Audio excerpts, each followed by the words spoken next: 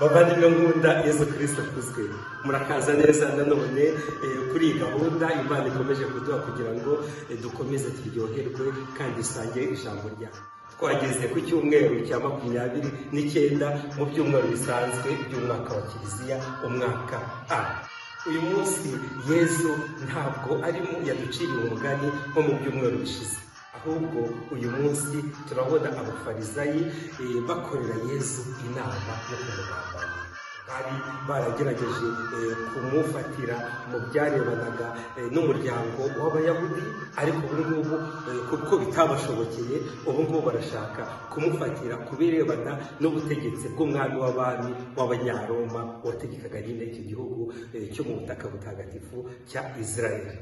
Niko rero kumubaza bati tuzi ko wowe uri umwigisha w'ukuri kandi koko wigisha inzira y'Imana mu kuri, kandi nta muntu ujya ugutera ubwoba, ndetse nawe ntawe umuntu ujya utinya guhangara ngo umubwire nyine ibirebana no kukuri. Noneho baramubaza bati ese biremewe gutanga imisoro? Yesu niko kubabwira ati nimumpereze icyo giceri ndebe ngo iyo shusho iriho ni yandi, ngo ni y'umwami, ni ya Kesari. Noneho Yesu arababwira ati mugende muhe uwo mwami ibimureba, hanyuma n'Imana muyihe ibyayo. Icyambere twigira muri iyi vanjiri bavandimwe, nuko ntabwo tugomba gucura imigambi tuyicurira bagenzi bacu. Baragiye bajya kumwitura imbere n'akarimi keza ngo tukuziho ibi biriya byiza, ariko mu by'ukuri mu mutima wabo bari bifitemo ubugambanyi. Bashakaga kumufatira mu magambo yavugaga. Ariko rero amagambo ya Yesu ni amagambo atwubaka, ni amagambo y'ibyishimo, ni amagambo atuma umuryango wacu utera imbere.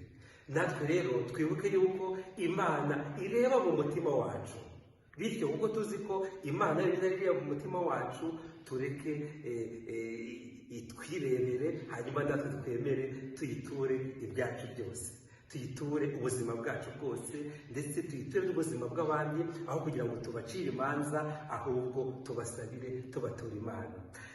Ubwo rero Yesu yarababwiye ati ni ngombwa, ntabwo yazabwira ngo mugende mukwiriye cyangwa mugende mwishyure cyangwa ntimwishyure imisoro, ahubwo yarabwiye ati uri mu gihugu ni ngombwa ko agomba gufatanya n'abandi kubaka igihugu. Kandi bavandimwe, nimba iyo misoro idatanzwe, igihugu se cyakubakwa gite?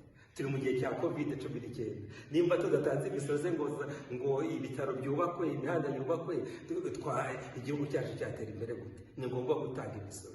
Ariko nta na rimwe Imana ijya ishaka guhangana n'ubutegetsi buriho, nta na rimwe Kiliziya ishaka guhangana n'ubutegetsi buriho, ahubwo twese turafatanya kugira ngo twubake ibireba abantu, twubake inzira yayo, ariko cyane cyane dufatanya kugira ngo urugendo rwacu rugana Imana rube neza kandi rugirire akamaro twebwe ubwacu, kandi rukagirire n'abandi bose.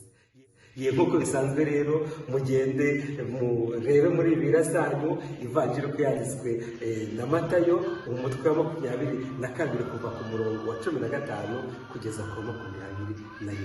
Imana ibahumurije kandi barinde, ibahe ibyiza byose mukeneye, ku izina ry'Imana Data na Mwana na Roho Mutagatifu.